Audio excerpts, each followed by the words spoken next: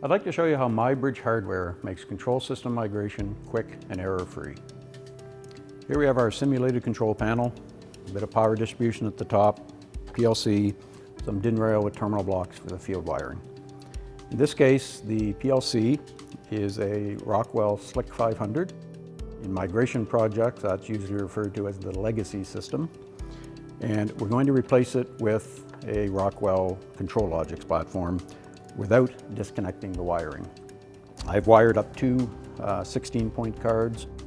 You could imagine if you had to take all 32 wires off, take out the hardware, put in the new one, re-terminate the wires. It's time-consuming and there's a chance for error. First, we're going to take the field wiring connectors off the existing or the legacy I/O cards. Backing out a couple screws.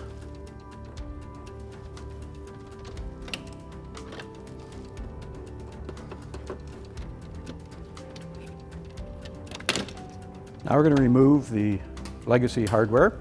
So we'll take a couple mounting screws.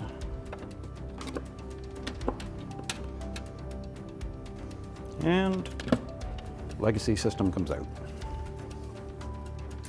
Now the first piece of MiBRIDGE hardware we're going to install is called the adapter chassis. This mounts back in the exact same mounting holes that the legacy system was using. So there's no drilling of new holes in the cabinet.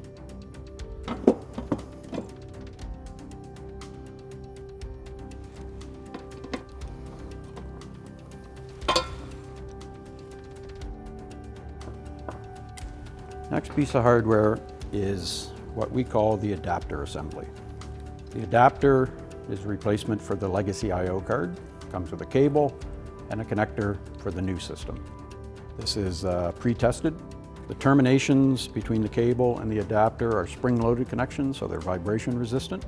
And we are going to install the existing field wiring connectors onto the adapter.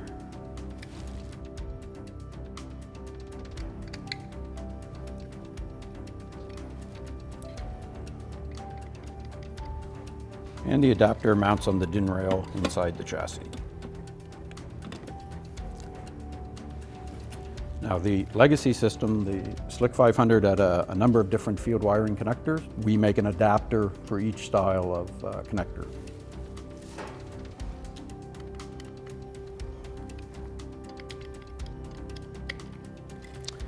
Install it on the DIN rail. The next step is to install the new control system. So here we have the ControlLogix. It's been mounted, pre-mounted on the chassis cover.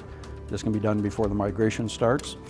And that installs on two hinge points and a couple thumb screws to hold it to the chassis. If you need to get into the chassis to do any maintenance on the adapters, you loosen the two thumb screws. ControlLogix will hinge out of the way. Now you can access the adapters. The adapters are passive. There's no electronic components on there, so they should not require any maintenance. There are a few rare cases where we've had to put fusing on the adapters, so you can access the fusing by just hinging the control system out of the way. So we'll put those back on. Now we plug in the cables from the adapters.